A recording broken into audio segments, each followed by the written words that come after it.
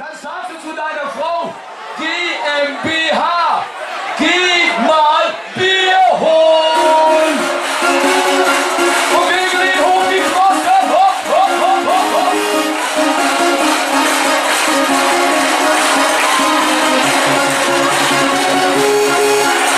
GmbH.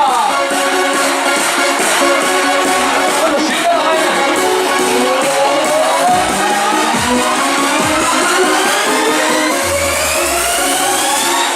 Geh mal Bier holen, wo bist schon wieder hässlich?